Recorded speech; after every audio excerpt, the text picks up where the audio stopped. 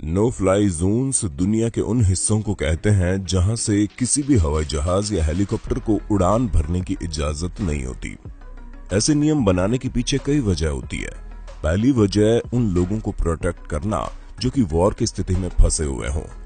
दूसरी वजह राष्ट्रीय सिक्योरिटी होती है। किसी भी देश के महत्वपूर्ण हिस्सों को बचाने के लिए ऐसे फैसले लिए जाते हैं। ऐसे भी मामले होते हैं जब कुछ समय के लिए किसी क्षेत्र को नो फ्लाई जोन बना दिया जाता है।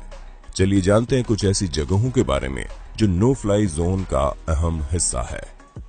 दोस्तों, अगर आप नए हो हमारे चैनल नॉलेज टीवी हिंदी पर तो वीडियो शुरू करने से पहले इसे सब्सक्राइब कर लेना और बेल आइकन को भी जरूर दबा देना। तिब्बत, हिमालय का तिब्बत भी नो फ्लाई जोन का हिस्सा है। हालांकि प्लेन की इस क्षेत्र में न जाने के पीछे कई कहानियां गढ़ी जाती हैं, लेकिन विज्ञान की नजरों से देखें तो प्लेन का हिमालय रीजन से न गुजरने के पीछे का बहुत बड़ा कारण है। दरअसल तिब्बत क्षेत्र में हिमालय के पहाड़ 20,000 फीट से भी ज्यादा ऊंचे हैं। इसकी सबसे ऊंची चोटी एवरेस्ट समुद्र तल से 29,035 फीट है। हालांकि कमर्शियल एयरप्लेन्स 30,000 फीट से ज्यादा ऊंचाई पर उड़ सकते हैं, लेकिन फिर भी वे वातावरण की ट्रोपोस्फियर लेयर में उड़ते हैं और हिमालय की चोटी स्ट्रेटोस्फियर लेयर को छूती है।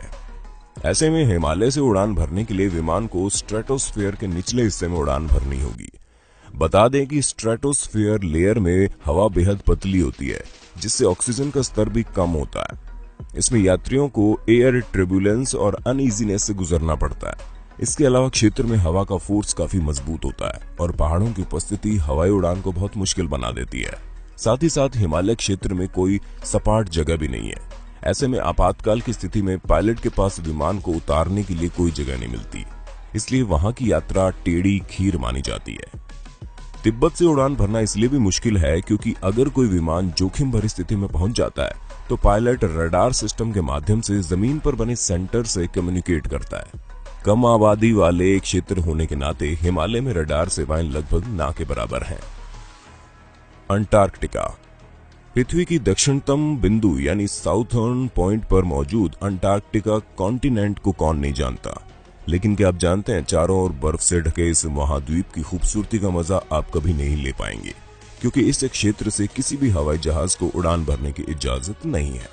ऐसा करने के पीछे का कारण हवाई एटॉप्स रूल यानी extended range operations with 2 engine airplanes है।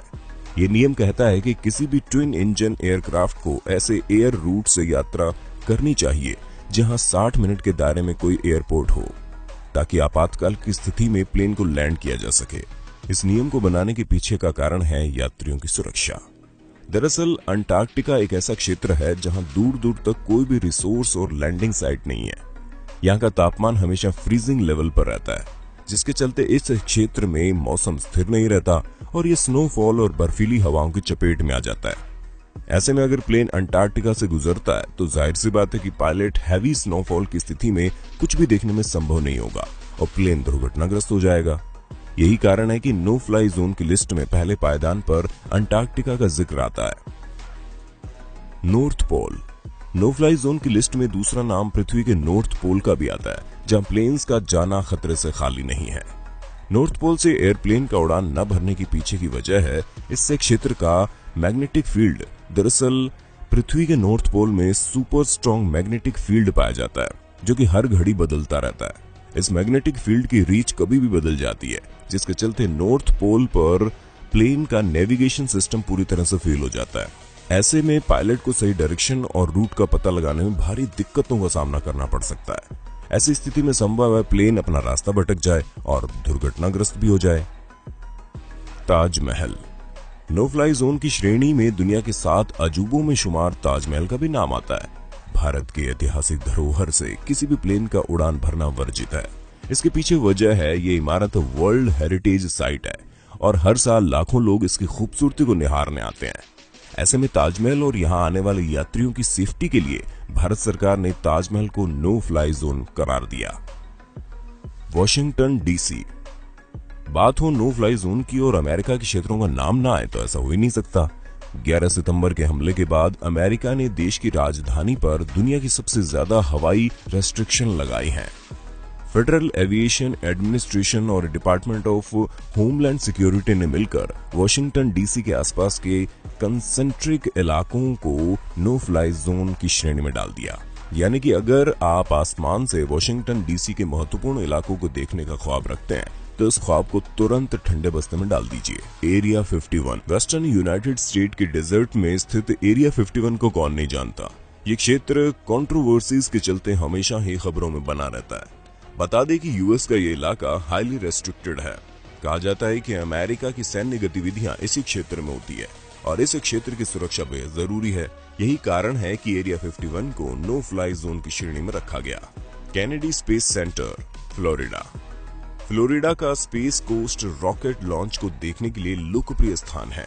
इस क्षेत्र से स्पेस फैंस रॉकेट लॉन्च को देखने के लिए हमेशा बेताब रहते हैं। लेकिन यूएस के मैरियट आइलैंड में मौजूद कैनेडी स्पेस सेंटर और Cape Canaveral Air Force Station NASA का घर है। ऐसे में आइलैंड पर स्पेस एक्टिविटीज के चलते इसके हवाई क्षेत्र को नो फ्लाई जोन में रखा गया। तो दोस्तों, ये वो जगह ही थी जिनके ऊपर से किसी भी फ्लाइट को गुजरने की अनुमति नहीं है, चाहे फिर कैसी भी हालत क्यों ना हो। आज के लिए बस इतना ही। दोस्तों, अगर आपको ये वीडियो अच्छी लगी हो तो हमारे चैनल को सब्सक्राइब करना ना भूलिए। अपने दोस्तों के साथ इस वीडियो को शेयर जरूर कर देना। धन्यवाद।